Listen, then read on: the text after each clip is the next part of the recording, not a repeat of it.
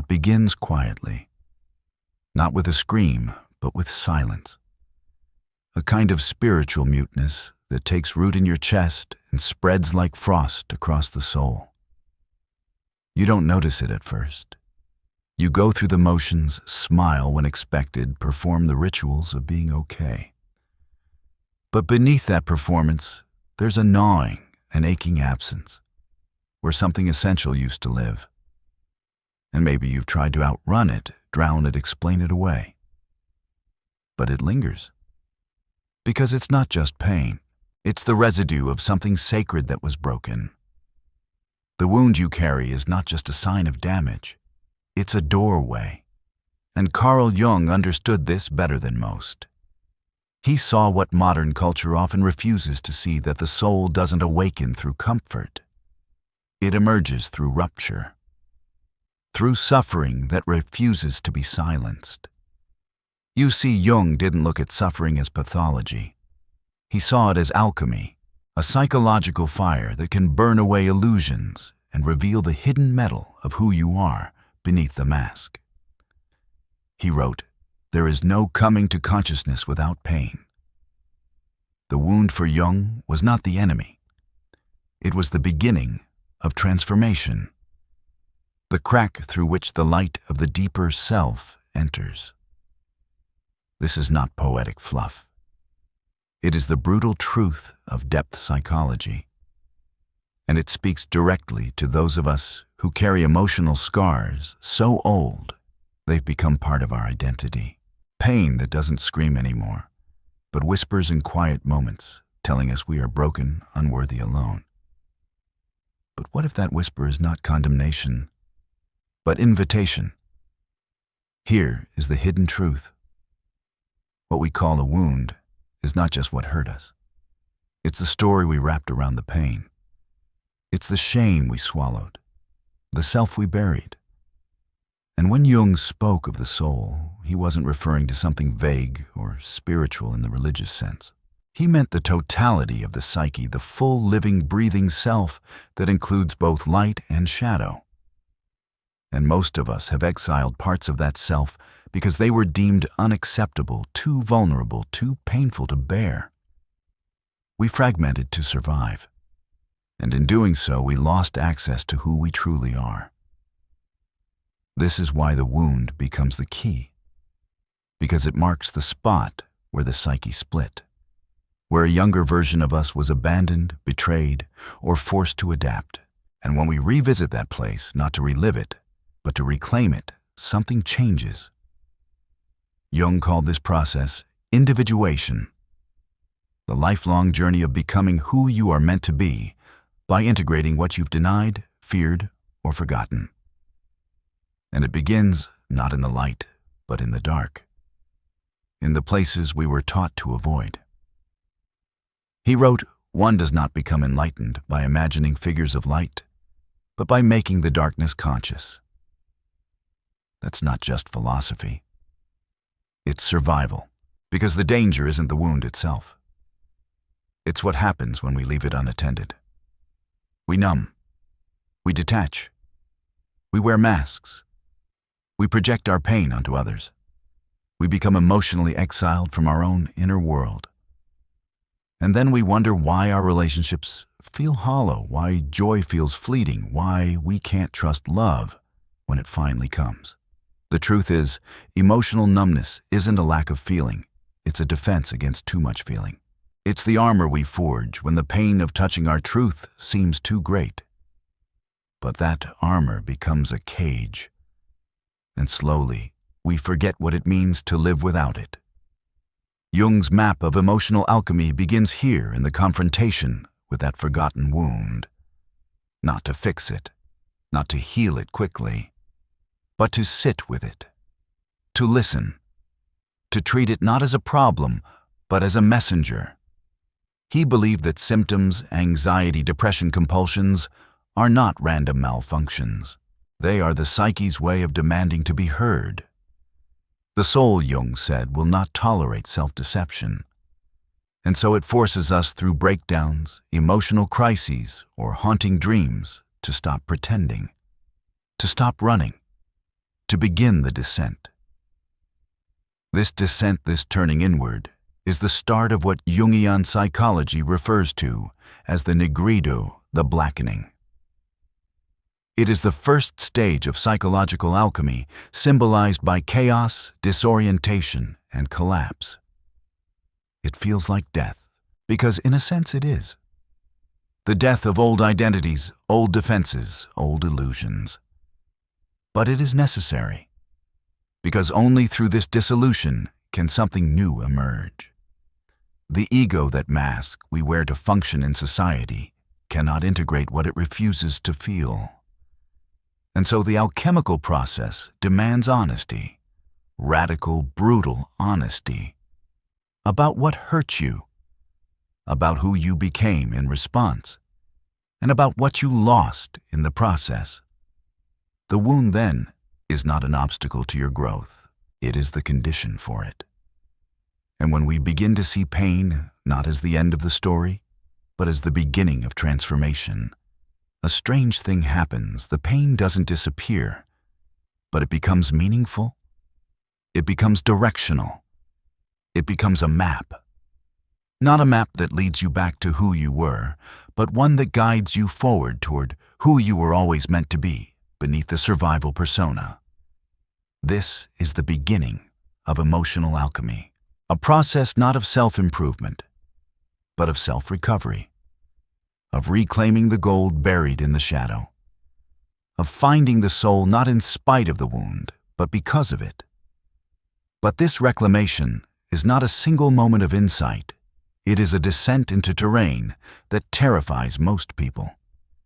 Because to retrieve what was buried, you must become the kind of person who can stand in that fire without flinching.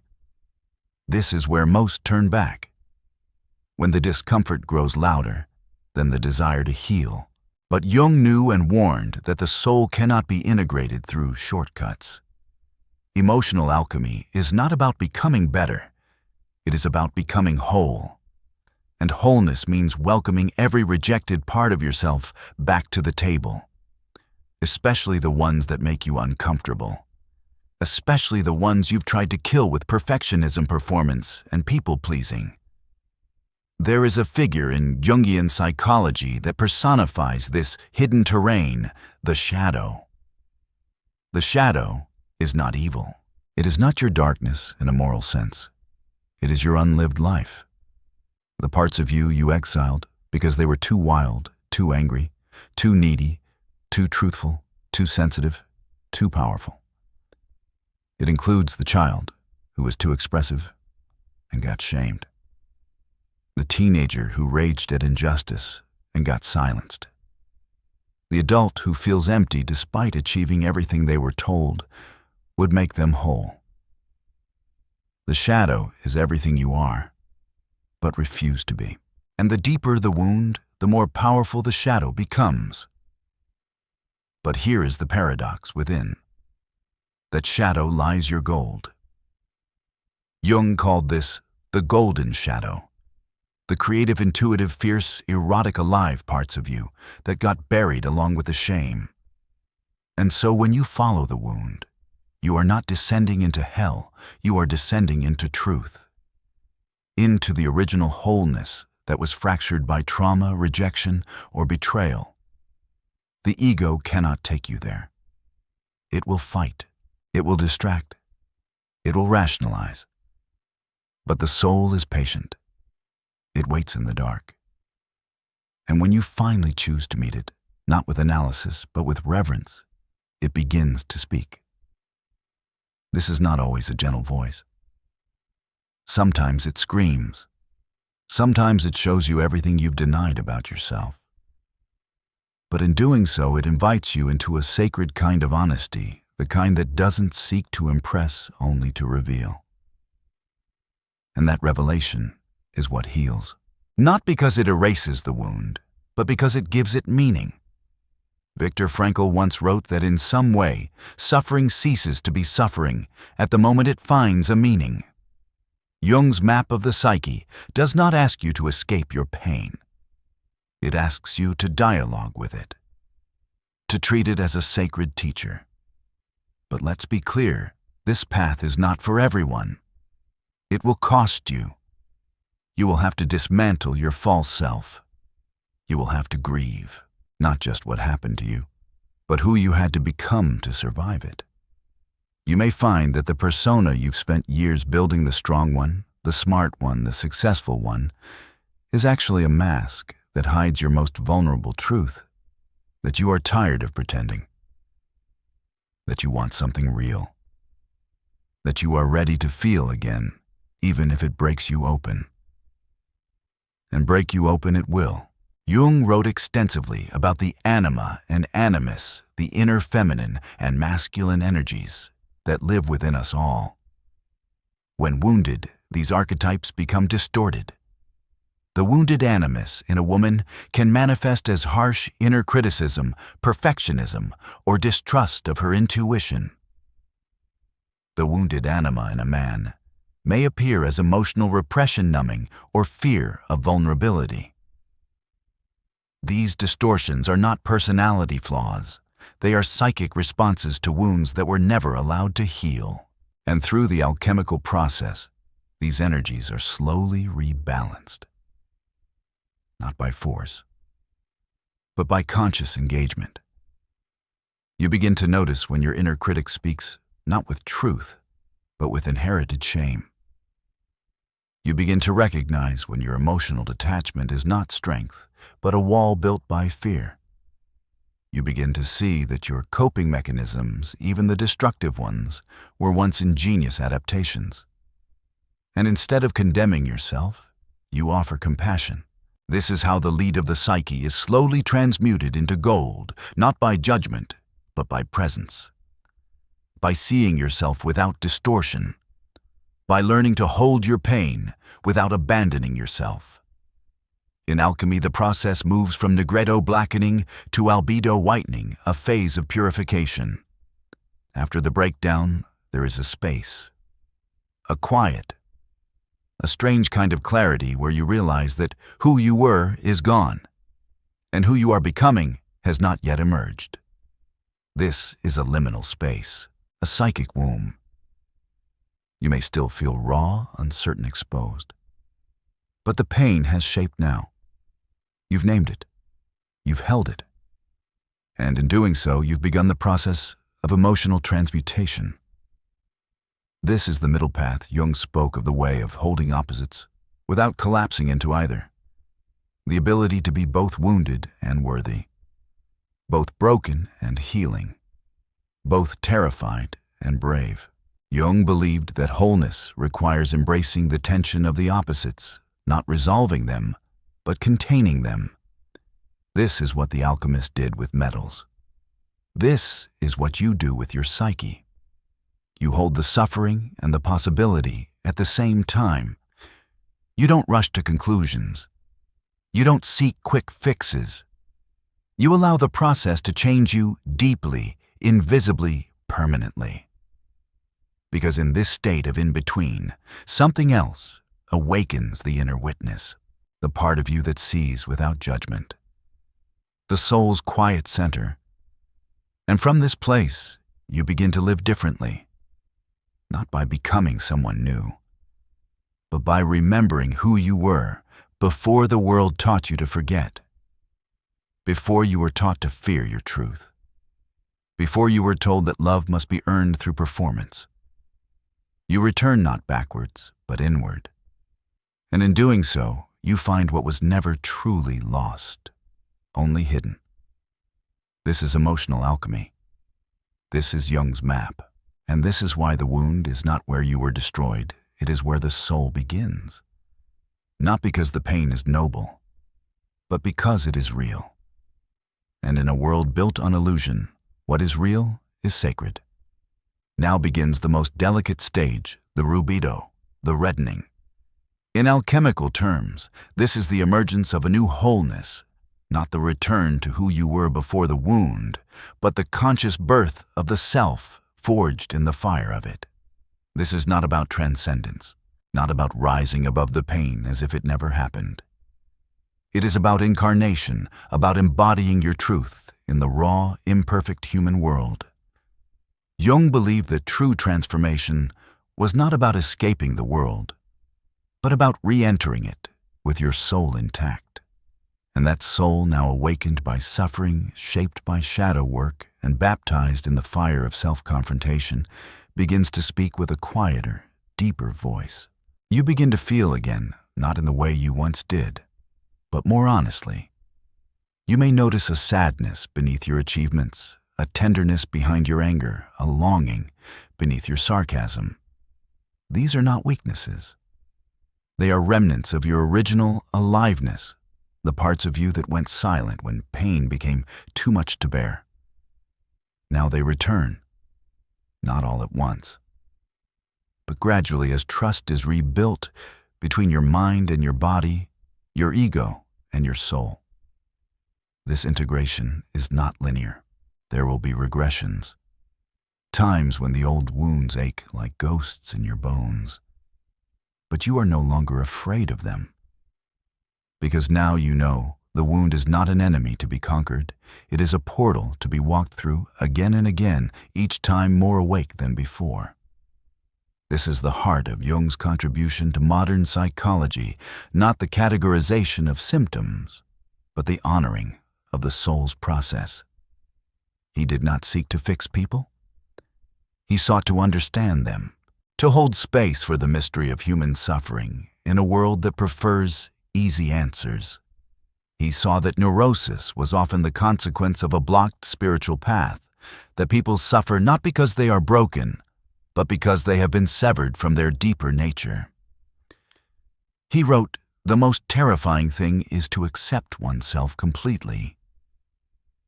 And yet this acceptance, radical, unapologetic, tender, is the very thing the soul requires in order to grow. To accept oneself completely means to no longer fragment, to no longer exile the parts that don't fit the image. It means allowing yourself to be complex, to be both divine and damaged, both wise and wounded, both sovereign and scared. It means no longer outsourcing your worth to external validation, no longer seeking meaning in the roles you perform, no longer performing strength when what you need is softness. This is the quiet revolution that begins in the soul, and it ripples outward into every relationship, every decision, every silence you once filled with distraction. But this path will isolate you at times, because once you see the game, the social masks, the emotional repression, the constant escape into distraction, you cannot unsee it. You may find yourself drifting from people who cannot meet you in your truth. You may find that you can no longer tolerate conversations that skim the surface. You may outgrow identities you once clung to like armor.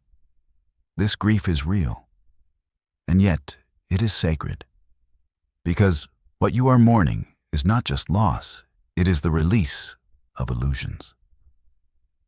And in their absence, something ancient returns your inner authority. Inner authority is not control. It is not egoic dominance. It is the steady presence of one who has faced their own depths and come back with wisdom. It is the calm rootedness of someone who no longer needs to prove, to chase, to perform. It is what Jung referred to as the emergence of the self, the archetype of wholeness that integrates all polarities. When you live from this place, you are not perfect, but you are real. And that realness is magnetic, not because it pleases others, but because it carries the rare energy of authenticity in a world that runs on pretense. And still, the work is never finished. Emotional alchemy is a lifelong unfolding. There will always be new wounds, new shadows, new opportunities to deepen. Jung warned of inflation, the danger of believing we have arrived. The ego is clever. It can turn even healing into performance. That is why humility must remain your companion. The willingness to begin again, to descend again, to listen even when you think you've already heard. Because the soul speaks in layers, and each return to the wound reveals another truth, another lost thread of your story, waiting to be woven back into the tapestry of your being. And so the question becomes, will you walk this path? Will you turn toward your wound, not to conquer it, but to understand it? Will you enter the alchemical fire of your own becoming, even if it means losing the life you built around avoidance? Because if you do, if you dare to make the unconscious conscious, if you choose wholeness over image, truth over comfort, depth over distraction, then something astonishing happens. The very pain that once broke you becomes the foundation of your compassion. The emptiness that once haunted you becomes the space where creativity breathes. The sorrow that once silenced you becomes the wellspring of your deepest voice. This is not theory. It is lived. It is earned. It is paid for in nights of silence and tears that come without reason, in the courage to tell the truth, even when your voice shakes. It is the path of the wounded healer, a central archetype in Jung's work, the one who learns to guide others, not by offering solutions, but by embodying presence. Not by having answers, but by having been there. You become this not by trying to be a savior, but by becoming whole. And your wholeness becomes a mirror, a permission slip, a silent invitation for others to begin their own descent. This is the gift of the wound, not just what it teaches you, but what it awakens in those around you. Because when one person chooses authenticity, it disrupts the collective illusion. It creates space for others to do the same. You don't need to speak it. Your being becomes the message. And that is the final stage of emotional alchemy, to live in the world, not untouched by pain, but untouched by falsehood. To be grounded in soul, even when the world pulls you back into performance. To know that no matter how many times you fall, the path is still there, carved not in stone, but in scar tissue. So now we arrive at the edge. Not the edge of knowledge, but the edge of becoming. You've descended into the wound, walked through the shadow, listened to the soul beneath the persona, and now a choice remains. Not a dramatic one. Not an epic decision in the external world, but an inner vow, a private reckoning. Will you stay loyal to your former self, the one shaped by avoidance, protection, silence? Or will you risk everything to become someone you've never fully met, the person you were before the wound demanded you fragment? This moment is quiet, unseen, but it is the most sacred of all. Because nothing external can force it. No quote, no video, no mentor. It must come from the stillness inside the place, where the wound first opened and asked a question you've been avoiding ever since. What if this pain isn't proof of your failure, but the birthplace of your truth? What if the ache you carry isn't a burden to be fixed, but a signal, a soul-deep cry for something real, for something honest, for a life no longer run by the fear of being seen in your rawest form? You already know how much it costs to run from this truth. You've felt it in the nights when nothing quiets your restlessness, in the relationships where you pretend to be okay so they won't leave, in the achievements that satisfy only for a second before the emptiness returns. This is not a flaw in you. This is the psychic rebellion of a soul that refuses to be sedated. A soul that wants not peace, but authenticity. Not comfort, but meaning. And if you listen, truly listen, you may find that what you called brokenness was never broken at all. It was misnamed, misunderstood, misinterpreted by a culture that fears depth and worships appearance. Carl Jung saw through this. He knew that modern life was becoming increasingly superficial, increasingly disembodied. He wrote, "People will do anything, no matter how absurd, to avoid facing their own souls." But that avoidance has a cost. It robs us of our humanity. It sterilizes our grief. It turns our most sacred inner work into productivity hacks and positivity slogans. But the soul does not speak in slogans. It speaks in symbols, in dreams, in symptoms, in silent pain that says, there is more to you than this. And so you begin to turn inward, not to escape the world, but to see it clearly, not to rise above the pain, but to meet it on its own terms. To look your wound in the face and say, I will no longer abandon you. This is what Jung meant by integration. It is not a magical feeling of completeness. It is the moment you stop betraying yourself to fit in.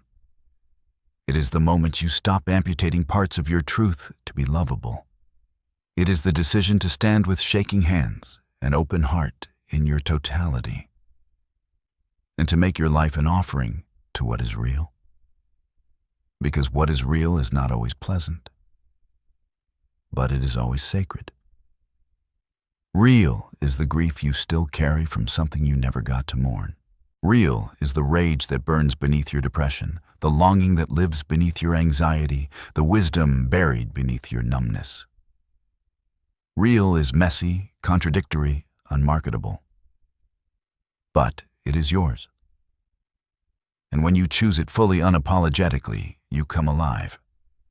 Not in the way the world rewards, but in the way that restores your dignity, your wholeness, your soul. The world may never see this transformation. It may still treat you as who you used to be. It may still try to provoke your old defenses. That's okay. Because your validation no longer comes from being understood. It comes from knowing quietly that you have met yourself in the depths and chosen to stay. That you have faced the wound, and rather than deny it, you let it shape you. Let it humble you. Let it open you into someone softer and stronger. Someone who no longer fears the dark because they've walked through it and found not monsters, but medicine. This is the gift you carry now. Not perfection, not invulnerability, but presence. The ability to sit with someone else's pain without trying to fix it. The strength to hold space for contradiction. The courage to tell the truth even when it costs you everything. And this perhaps is the truest sign of healing, not that you are free from suffering, but that your suffering has made you more human, not less.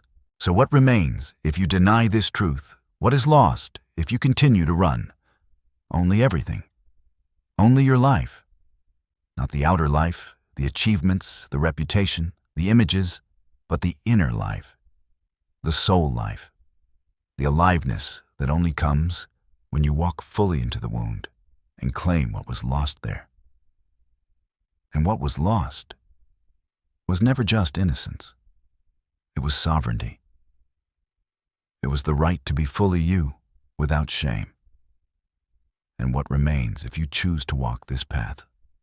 Not comfort, not certainty, but clarity, depth, soul, the ability to live from the inside out. The quiet power of someone who knows who they are, not because they were told, but because they were willing to go where few dare go into the fire of their own becoming. The wound is not a detour. It is the path. The moment you stop seeing it as a mistake is the moment you begin to walk the sacred road home. The silent scream of the shadow. How pain becomes behavior. There's a kind of scream that never passes through the throat. It doesn't tear the air or echo across a room. Instead, it sinks, silently, into your gestures, your habits, your defensiveness, your silence. You felt it before, maybe when you snapped at someone who didn't deserve it, or when you sabotaged something good before it could leave you. That scream didn't come from your mouth. It came from somewhere far older, somewhere you've buried. Jung called it the shadow, but most people only know it as that part of me I don't understand. It is not evil. It is not monstrous. It is wounded, and its wound is old. Old enough that you no longer remember the moment you decided it was safer to ignore than to feel. Your shadow was born the moment your real feelings were not welcome. When your anger was punished, when your grief was mocked, when your fear was seen as weakness, a mask was offered. Wear this. Be agreeable. Be quiet. Be good. But those feelings didn't vanish. They migrated into your body, into the unconscious, and over time they hardened into reflexes, into armor, into the instinct to laugh when you want to cry, to detach when you long for closeness. This is how pain becomes behavior. Not all at once, but drop by drop. Until the person you present to the world is only a carefully edited version of the one who still aches beneath. We are taught to identify ourselves by what we do, our choices, our achievements, our social performance. But the shadow, the pain-made behavior, reveals a second self, one that acts not from intention, but from reaction. And that reaction has a history. Maybe you lash out when you feel misunderstood, not because of this moment, but because of the hundreds of moments before it where your voice was dismissed. Maybe you avoid intimacy not because you don't want connection, but because the places that should have held you once taught you to expect abandonment. Every behavior has a root. Every silence has an origin story. But until we trace that story, we live it out. On repeat. In relationships, in patterns, in subtle self-betrayals, we call just who I am. Jung warned that what we do not make conscious will rule our lives, and we will call it fate. He did not mean that as poetry. He meant it as a diagnosis. You are not cursed, you are conditioned. And the hardest part is most of that conditioning was installed without words. Before you even had a chance to protect yourself with language, before you knew how to say, "This hurts me." So your nervous system learned for you. It mapped safety, it mapped danger, and it adapted. Those adaptations became your personality, but they were never your essence. They were your armor, and now maybe that armor is too tight. There is a particular kind of exhaustion that comes from being split inside. From carrying a smile when your chest is burning. From performing composure when your soul is curled into a scream. And the world doesn't notice. They call you polite, productive, independent. They don't see the effort it takes to seem fine. They don't see the childhood behind your self-control. But your body remembers. Your reactions remember. Your emotional reflexes are not random. They are echoes. They are survival strategies dressed up as personality traits. And the tragedy is the longer we deny the wound, the more fluent we become in its language. The more seamless the performance. Until one day we can no longer tell whether we are protecting ourselves or imprisoning ourselves. This is the silent scream of the shadow. It doesn't want to destroy you. It wants to be heard. It wants the moment you never got, the moment where you could break without being abandoned, where your truth could spill out without being edited. That moment is still possible, but only if we're willing to stop running from what hurts. Some people live their entire lives haunted by a feeling they can't name, a low hum of dissatisfaction, a flicker of tension in the chest, a vague sense that something is off, not in the world, but in themselves. They chase achievements, relationships, distractions. But the feeling remains. This is not depression. This is not failure. This is the shadow pressing against the surface, whispering in the language of discomfort. There is more here. You're not being honest. Most ignore it. Numb it, rationalize it. But some, like you, stop running. They turn around, and they ask the question that breaks the trance. What pain have I normalized to survive? The answer is not a single memory. It is a pattern, a psychological knot made of repetition. A mother who loved you but never listened. A father who provided but never protected. A teacher who praised your silence more than your voice. Each of these moments carved out a piece of your inner landscape, and in those hollowed places, the shadow took root. But it didn't stay silent. It adapted. It disguised itself in your perfectionism, your sarcasm, your detachment, your control. These are not flaws. These are coping mechanisms, and each one is a brilliant strategy formed in the dark. The tragedy is that most people never recognize this brilliance. They hate their own defenses. They shame their anger, guilt-trip their sensitivity, ridicule their need for connection. They fight their own survival patterns without ever realizing these behaviors once saved them. But what saves us in childhood often sabotages us in adulthood. The armor becomes a cage. The mask fuses with the face. And we forget what we're even protecting. We think we're being difficult too, emotional too much, but really we're just carrying wounds that have never had the dignity of being understood. Jung believed the shadow contains not only our denied pain, but also our repressed potential. Every feeling you weren't allowed to feel, rage, desire, grief, power, still exists within you. Not dead, dormant. And the longer it's suppressed, the more distorted it becomes. Passive aggressiveness is often repressed anger wearing a polite face. Jealousy is often a cry for validation left unanswered. Control is often a trauma response disguised as ambition. These behaviors are not evil. They are encrypted messages. And if you can learn to read them, they will lead you back to the part of you that still remembers what it means to be whole. But this process isn't clean. It's not inspirational. It's disorienting, because healing the shadow means letting go of who you thought you had to be. It means admitting that strength without softness is often just armor. That independence without intimacy is often just loneliness in disguise. That your calm exterior might be a well-managed freeze response. And underneath it, there is still a child. Not weak, not broken, but grieving. Grieving the years spent pretending. Grieving the safety that never came. Grieving the parts of themselves they had to abandon just to be acceptable.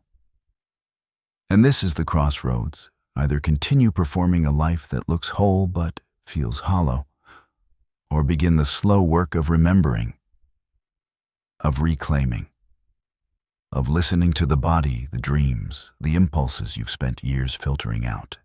This is what Jung meant when he said, "Until you make the unconscious conscious, it will direct your life, and you will call it fate." Fate is not some cosmic punishment. It is repetition. Repetition of unhealed patterns. Repetition of pain turned behavior. The moment you recognize the pattern is the moment fate becomes choice. But choice is frightening, because it demands awareness. It demands we hold the mirror to our own face and ask, who am I when I'm not performing safety? That question shakes everything, your relationships, your values, your self-image. But it also liberates. Because beneath the behaviors, beneath the scream, there is a voice. It may be faint. It may be buried. But it is yours, and it has been waiting. Not to be fixed, but to be heard. When pain is not allowed to speak, it finds other ways to express itself. It leaks into your tone, your posture, your absences. It shows up in the way you hold your breath when things get too real, in the way you push people away just before they get too close. This is not weakness. This is history. Emotional history buried not in memory, but in muscle, in reflex and instinct. And the more you suppress it, the more it shapes your life without permission. Not because you're broken, but because you're fragmented. You live in parts. The part that smiles, the part that performs, the part that avoids, and the part that screams silently in dreams, in shadows, in triggered moments you can't explain. We like to believe we are logical creatures, that our behaviors come from conscious choice. But more often than not, we are reacting to childhood rules written in silence. Don't cry. Don't need. Don't speak unless spoken to. Be easy to love. Be useful. Be less. These rules were never written down, but you followed them. Because at some point, love and survival were on the line. And you were too young to argue. Too young to know that adapting to dysfunction is not the same as healing. So you coped. You performed. And slowly the real you became unsafe to show. But the psyche never forgets. It stores every abandoned part in the shadow, every truth you weren't allowed to feel, every boundary you couldn't set, every time you said yes when your soul screamed no. These fragments don't disappear, they become tension addiction, anxiety projection. They become how you misinterpret love as intensity or peace as boredom. How you sabotage softness because it feels unfamiliar. How you recreate the same emotional wounds with different people over and over, wondering why it always ends the same. It's not bad luck. It's unconscious loyalty to pain that hasn't yet been named. Schopenhauer once wrote, "A man can do what he wills, but he cannot will what he wills." Meaning our choices are not as free as we think. We are shaped by unseen forces, drives, traumas, archetypes. We don't just live, we reenact.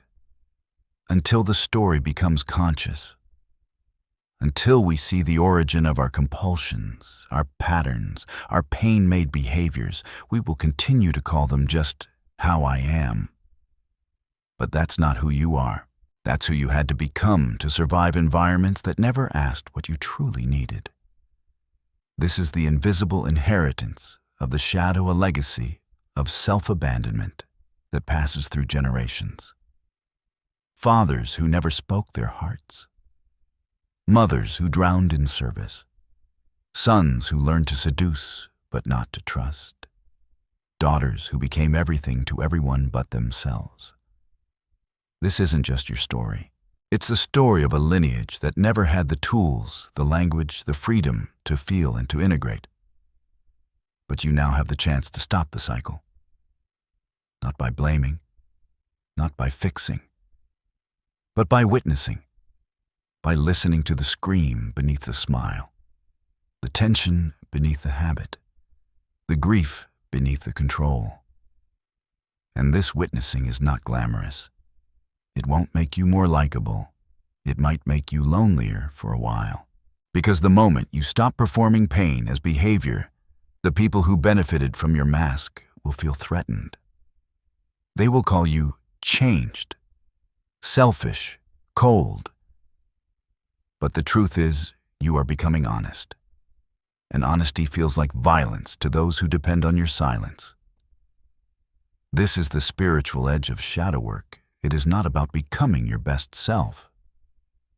It is about unbecoming the false self you built to cope. It is not about healing to be palatable. It is about reclaiming your full emotional range, even the parts that make others uncomfortable. Because those parts are real. They are alive, and they are the doorway to your wholeness.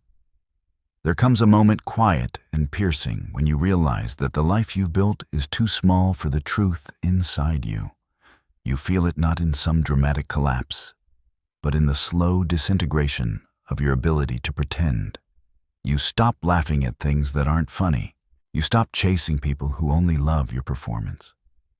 You stop tolerating spaces where your silence is praised more than your presence. And suddenly the scream you've buried for years is no longer content to stay hidden. It rises not to destroy you, but to wake you, to demand finally that you meet yourself. But meeting yourself isn't euphoric. It's destabilizing. Because the shadow doesn't just hold your wounds, it holds your lost truths, the dreams you dismissed, the instincts you ignored, the voice that used to whisper, "This isn't who I am." And now in the stillness, that voice grows louder. It doesn't beg, doesn't threaten. It simply insists you are meant for more than this mask. You are meant for depth, for feeling, for a life that doesn't require you to amputate your soul just to belong. Yet most will run from this reckoning. Because the familiar pain is safer than the unknown self. People will cling to their patterns like lifeboats, even as those patterns drown them. They'll stay in relationships that mimic their childhood wounding. They'll pursue goals that numb their spiritual emptiness, and they'll call this adulthood, responsibility, normalcy. But beneath it all, the shadow waits, not as a threat, but as a mirror.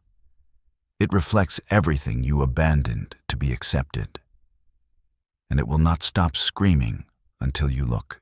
The final truth is this: integration is not a destination. It is a practice, a commitment to walk toward the places you used to avoid, to speak the things you once swallowed, to feel the grief without explaining it away, to let the scream echo not as dysfunction, but as a song of remembrance. You are not here to be perfect. You are here to be whole. And wholeness includes the ache, the rage, the tenderness. The parts you were told were too much. They are the parts that make you real. Nietzsche once said, "One must still have chaos in oneself to be able to give birth to a dancing star." That chaos is not your enemy. It is your source, your truth, your shadow made conscious, pain made sacred, behavior made free. But only if you choose to listen, not to the surface noise of the world, but to the silent scream within the one that's been waiting patiently for you to come home. And if you don't, if you keep running, performing, suppressing, you won't just betray your shadow. You'll betray your soul. And that betrayal will echo not as catastrophe, but as a quiet erosion, a slow forgetting of who you are.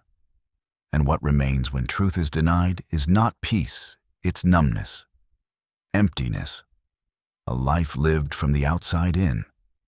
But if you stop, if you turn inward, if you sit with what hurts and dare to name it, then the shadow becomes your guide, and pain becomes your teacher, and behavior becomes a choice, not a compulsion. And in that space, something holy happens. You remember yourself, not the version you performed, but the one that was buried, the one that never needed fixing, only witnessing. This is not the end of the story. This is the threshold, the place where silence becomes voice, where pain becomes power, where behavior becomes truth, and the scream finally becomes a song. The truth about emotional triggers. They're messages from the unconscious. There's a moment you don't talk about, the moment when something small, almost invisible, pierces you. A passing comment, a change in someone's tone, a look that lingers too long or doesn't linger at all. You don't understand why your stomach tightens, why your breath shortens, why your body enters a silent war. You just know you flinch. And then you pretend you didn't. But inside the wound throbs. It's not the world that pierced you. It's something beneath the surface that was waiting to be touched. Emotional triggers are not about what's happening around you. They are about what's already been buried inside. They are not random, not irrational, and not weaknesses. They are messages from the unconscious, ancient messages coded in the language of pain.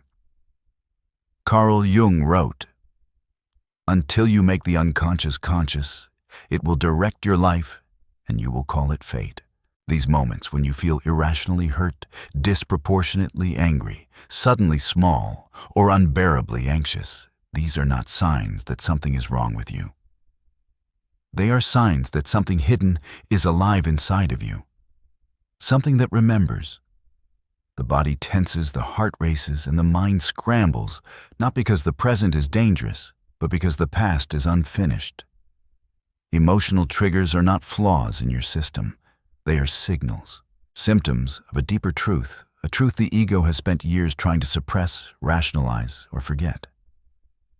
We are taught to dismiss our emotional reactions as overreactions, to stay calm, to stay reasonable. But the unconscious does not speak in calm and reason. It speaks in metaphor, in reaction, in pain. What you flinch at is a doorway, a clue. It is where your emotional skeleton is buried. It is where the child in you, the abandoned part of you, the humiliated, the unheard, the unseen part of you still lives, still cries, and still waits. The trigger is not the problem. The problem is that we never stop long enough to ask, what is this feeling trying to tell me? You weren't just too sensitive when they ignored you. You weren't overreacting when they criticized you. Your body was remembering something your mind tried to forget. And this is the betrayal, not the event but the silence that followed it. The suppression of it, the way your pain was made into your fault. So now every time you get triggered, you blame yourself again, not realizing that every emotional spike is a flash of inner truth trying to break through the armor you were forced to grow. That armor was once necessary, but now it imprisons you. The unconscious holds everything you could not fully feel. It holds the memories you pushed down, the grief you postponed, the rage you were punished for, the love you never received, and the shame you carried that was never yours to bear.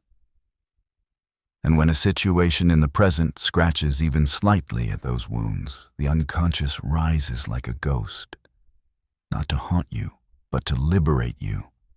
It rises with a scream disguised as discomfort.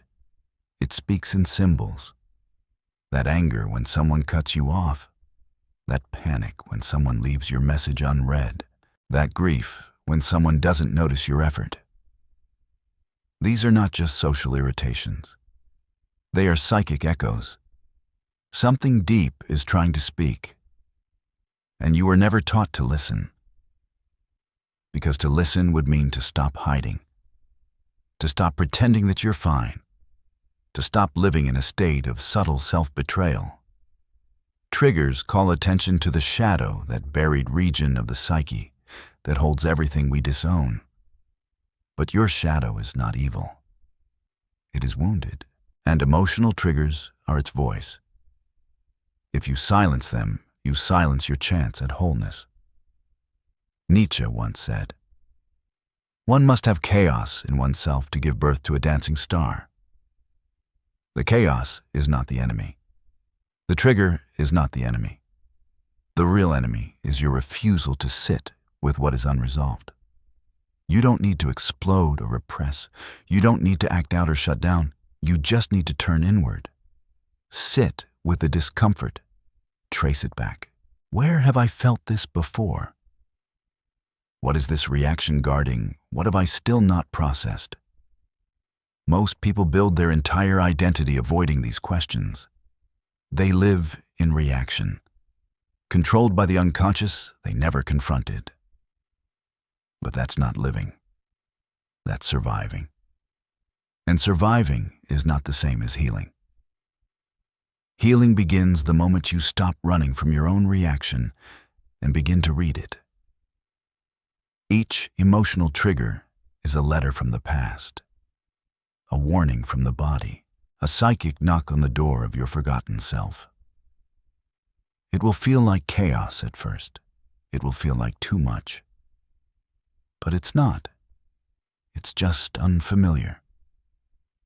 You were never taught how to translate the language of your own pain. You were taught how to suppress, to smile, to keep moving. But now something in you is tired of pretending.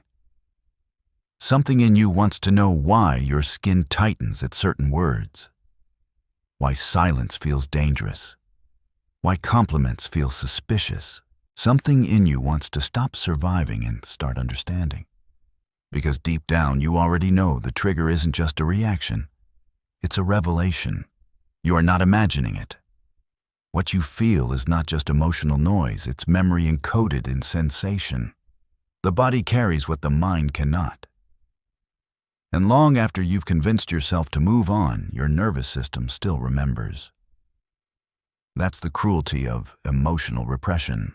The conscious mind can forget, but the unconscious never does. Your triggers are the living proof. You think you're reacting to the moment, but what you're really reacting to is history, personal, emotional, ancestral history disguised as now. The person in front of you might be harmless, but the feeling in your chest says otherwise. And that feeling doesn't lie. It's not about logic, it's about recognition. Something inside of you is whispering, "This has happened before." This is the paradox of emotional triggering. Your deepest pain doesn't live in the past. It lives in the present moment, reawakened, reactivated, relived through small and sudden events. The unconscious is not buried in time, it's buried in experience. And every experience that reminds it of danger, abandonment, humiliation, or betrayal will bring it back to life. This is not weakness. It is intelligence. Your unconscious is trying to protect you, but the way it learned to do that was shaped by a younger, more vulnerable version of you, one who didn't have the tools you have now. So when you get triggered, you regress. You become that child again, helpless, defensive, angry, small, or sometimes frighteningly numb. Modern psychology calls it an amygdala hijack, when the emotional brain overrides the rational brain. But what no science can fully articulate is how spiritual that moment really is. Because it's not just chemistry, it's a collision of timelines. The present self meets the past self. And in that collision, there is a choice: deny the pain again or finally face it. To feel your trigger without reacting to it is one of the most difficult forms of inner strength. Because it means sitting still while your survival instinct screams. It means not blaming the outside world for the inside wound. It means witnessing yourself without judgment, not from your ego, but from your awareness. This is the beginning of emotional maturity, to hold the trigger with tenderness instead of shame. To ask it what it needs instead of silencing it with anger, silence, or distraction. That's how healing begins, not by fixing, but by listening. Adler believed that all human behavior is goal-oriented, even if we are unaware of the goal. And emotional triggers. They are signals that some part of your psyche is still pursuing resolution, still hoping someone will understand, validate, protect, or love the version of you that was once forgotten. That need isn't weakness. It's the leftover longing of a soul that wasn't met fully. And every time that need is touched, even accidentally, the pain returns not to torment you, but to give you one more chance to meet yourself where others couldn't. This is the spiritual dimension of emotional work. It's not about getting rid of pain. It's about using it as a guide. Because beneath every trigger is a story you haven't finished telling yourself. And the story isn't just about what happened. It's about what you concluded because of what happened. That you were unworthy, unsafe, invisible, unlovable. These conclusions are the real source of the trigger. They are the beliefs the unconscious wants to bring into the light, not to be reinforced, but to be rewritten. Jung spoke often of the integration of the unconscious into the conscious mind. This is individuation, the journey toward psychological wholeness. And it begins always with the trigger, because the trigger shows you where you are still fragmented. still exiled from your own heart, still hiding from the parts of yourself you were told were too much, too sensitive, too angry, too emotional. But you are not too much. You are just unfinished. You are a psyche waiting to be reunited with its own truth. So the next time you feel yourself emotionally spiraling, stop. Don't fight it. Don't run. Don't numb. Ask. Not what's wrong with me, but what's the original wound. And this reminds me of follow the discomfort back in time. You might be surprised by how far it leads. You might remember the room, the voice, the feeling. And in that memory, there is power. Not because you can change the past, but because you can finally change your relationship to it. This is not spiritual bypassing. This is psychological reckoning. Triggers are not illusions. They are symbolic truths. They are the soul's emergency flare saying, something in you needs to be held, not hidden. And the longer you avoid them, the more they define your behavior. The more you unconsciously recreate the conditions of the original wound just to feel the pain again, hoping maybe this time you'll finally understand it. You cannot heal what you refuse to name, and you cannot name what you keep running from. But the trigger, the raw, immediate, inconvenient, emotional trigger, is the place where the name begins to form. It is your soul scratching at the surface of the mask you wear, asking not to be fixed, but to be found. Most of us don't live as who we are. We live as who we had to become. The mask was born when the pain began. When your real emotions were too much for someone. When your tears were met with silence, or your anger with punishment. When your joy was ignored, or your truth was twisted. So you learn to edit yourself. You learn that love is earned through compliance, that safety requires silence, and that acceptance demands a version of you that doesn't flinch, feel, or speak too loudly, but that version that mask is fragile. And emotional triggers are what crack it open. They are not here to ruin you. They are here to reveal you. Every time you're triggered, the mask begins to slip. And what lies beneath it, the buried grief, the unspoken need, the forgotten self begins to surface. And this is why triggers feel so threatening. Because they threaten the identity you've constructed to survive. They threaten the illusion that you're fine in control and unbothered. But emotional triggers don't destroy the real you. They destroy the false one. And if you can stay present through the storm, if you can resist the urge to collapse into reaction or escape into distraction, you will begin to see something sacred. The original self. The self before the mask. This self is raw, yes, but it's also real. It's the part of you that knows what it needs and dares to feel it. The part that sees the pain and doesn't look away. The part that remembers what happened and finally has the language to name it. And naming is everything. Because what you can name, you can hold. And what you can hold, you can heal. But the ego won't let go easily. It will fight for the mask. It will call your reaction irrational, your pain irrelevant, your memory unreliable. It will do anything to avoid the confrontation with truth. Because truth to the ego is dangerous. It threatens its power. But to the soul, truth is freedom, and the trigger is the invitation.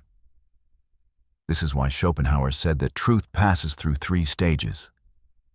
First, it is ridiculed, then it is violently opposed, and finally, it is accepted as self-evident. Emotional truth follows the same path. First, you dismiss it. I'm just overthinking.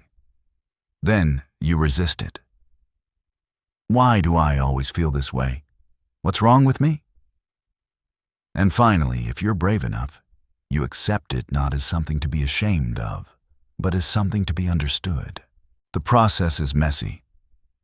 It won't feel graceful. It won't feel like awakening. will feel like unraveling, like your world is breaking apart. But that's because it is the false world, the masked self, the defense mechanisms. They are crumbling, and beneath them lies something terrifyingly honest. That you are still carrying pain you didn't cause. That your behavior isn't broken, it's encoded. That your emotional intensity is not a flaw, it's a compass. This isn't just about triggers. It's about transformation. The wound wants to become wisdom. The pattern wants to become power. The fear wants to become freedom. But only if you let it speak.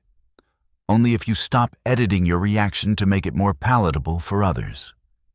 Only if you stop pathologizing your pain and start listening to its message. Jung warned us that the shadow, the rejected part of the psyche, holds not only our darkness, but our vitality. And every emotional trigger is a shadow flare. It signals not just what hurts, but what matters. Not just what you fear, but what you long for. And until you make peace with it, you will keep seeing your inner world projected onto the outer one. You'll keep attracting relationships that echo old wounds. You'll keep feeling threatened by harmless moments. You'll keep mistaking discomfort for danger. All because the unconscious is still trying to be seen. So ask yourself, when was the first time I felt this way? What did I learn about myself from that moment, and is it still true? Most of what triggers us was learned under emotional duress conclusions drawn by a self too young to understand complexity. But you are not that self anymore. You have the power now to go back, not to relive, but to reinterpret. To tell yourself a new story. One where your needs are valid. One where your emotions are not shameful.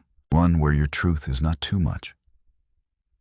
But that new story cannot begin if you keep avoiding the old one. The trigger is the gateway. Walk through it.